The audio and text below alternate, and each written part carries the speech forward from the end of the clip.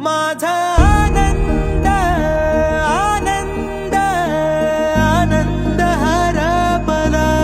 अरे बेट्यानो, इतक्या लवकर मी काय जात नसतो तुम्हाला सोडून. हा, मला बी अजित पवार म्हणतात.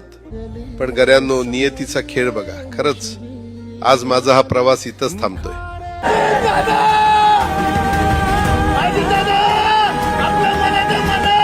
जेव्हा पूर्ण महाराष्ट्र झोपेतून उठलेला सकाळ सकाळी आणि जशी ही न्यूज कानावर पडली की अजितदादा आपल्यामधून निघून गेलेत, तेव्हा 100% सांगतो की प्रत्येक व्यक्तीला असेच वाटले असेल की यार ही न्यूज खरी नसेल. ही न्यूज कन्फर्म करण्यासाठी त्याने कित्येक वेळा चेक केलं असेल की यार ही खरीच न्यूज आहे का.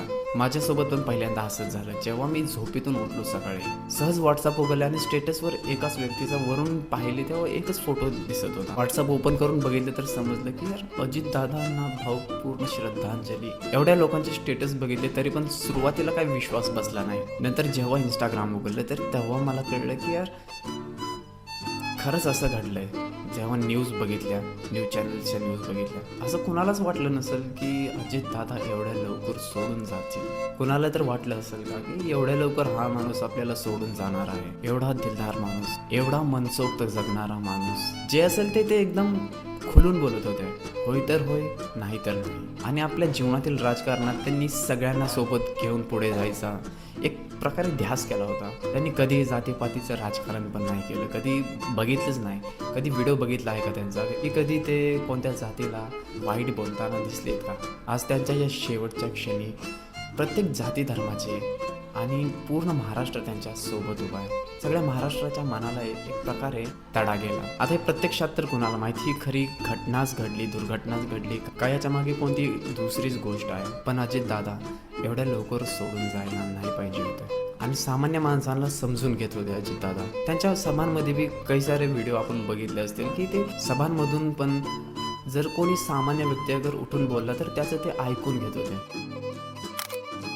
अजितदादांच्या या प्रसंगावरून एवढेच समजते की आयुष्यात तर सगळेच येतात, पण जाताना कधी कोण कसा जाईल सांगता येत नाही. किती वेळ आपल्याकडे आहे हे कुणाला हे 100% माहीत नाही. त्यामुळे आयुष्यातील प्रत्येक क्षण हा सगळ्यांनी मनसोक्त जगण्याचा प्रयत्न करायचा, ज्या प्रकारे तो जगण्याचा विचार करत असतो. सोडून द्या ते टेन्शन, तुमच्या मागे जो टेन्शन असेल ते. एकदा माणूस संपला की ते टेन्शन पण जाते आणि ते स्वप्न पण जातात. त्यामुळे जगताना टेन्शन का घ्यायचं मग. जाताना तर आपल्याला सगळंच सोडायचं, आपले आनंदी क्षण पण सोडायचे आहेत, टेन्शन पण सोडायचे. मग जगताना टेन्शनने का जगायचं. टेन्शन तर चुकीचं आहे ना. मी माणसाला स्ट्रेसमध्ये ठेवतो, चिंतात ठेवतो. मग जगतानाच आपण किती बी संकट येऊ द्या, जगताना आपण मनसोक्त जगायचं. मनसोक्त जगायचं याचा अर्थ असा नाही की चुकीच्या पद्धतीने जगायचं. जगताना प्रयत्न असा करायचा की जगताना आपण स्वतः तर खुश राहायचं, परंतु लोकांना पण आपण आपल्याद्वारे, आपल्याकडून दुसऱ्यांपर्यंत पण एक आनंदी क्षण पोहोचते, ज्यामध्ये आपण पण खुश राहील आणि आपल्यामुळे दुसऱ्यांना पण एक आनंदी क्षण मिळेल. जगा मित्रांनो, जगा, मनसोक्त जगा, आनंदी राहा. आणि हे दुःख आहे ना, आता हे अजितदादांबद्दल जी घटना घडली हे तर दुःख खूप मोठे आहे. पूर्ण महाराष्ट्राचं मन तुटलंय आणि बारामतीकरांसाठी तर विचारही करू शकत नाही आपण. बारामतीकर जे लोक आहेत, जिथे राहणारे, त्यांना तर कसं फील होत असेल.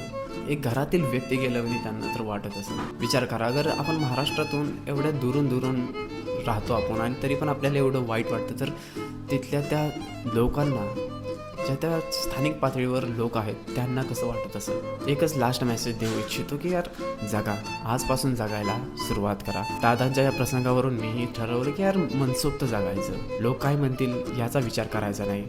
आणि आज मी हे मराठी चॅनल ओपन केलं आहे. याच्या आधी पण मी चॅनल उघडलेले, परंतु ते हिंदीमधून होते. आज या चॅनलवर मी मराठीतून व्हिडिओ बनवणार आणि माझ्याद्वारे मी लोकांपर्यंत आनंदाचे क्षण पण पोहोचण्याचा प्रयत्न करणार. ही सुरुवात मी फक्त दादांच्या या प्रसंगावरून करत आहे. किती दिवस तुमच्या मनाच्या विरुद्ध जगाल, फक्त हे समजून की लोक काय म्हणतील. तुमचं जीवन आहे, तुम्हाला जगायचं आहे. जर तुम्ही अडचणीत असला तर तेव्हा तिथे तुमच्यासोबत कोण येणार नाहीत, ठराविक माणसं येतील जास्तीत जास्त.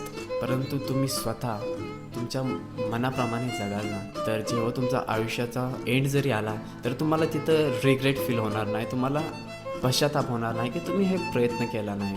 तेव्हा तुम्हाला वाटणार तुम्ही ज्या प्रकारे तुम्हाला जगायचं होतं त्या प्रकारे जगला तुम्ही, त्याचा प्रयत्न केला तुम्ही. लोकांनी मला कामाचा माणूस म्हटलं, तीच माझ्या आयुष्याची सर्वात मोठी कमाई होती.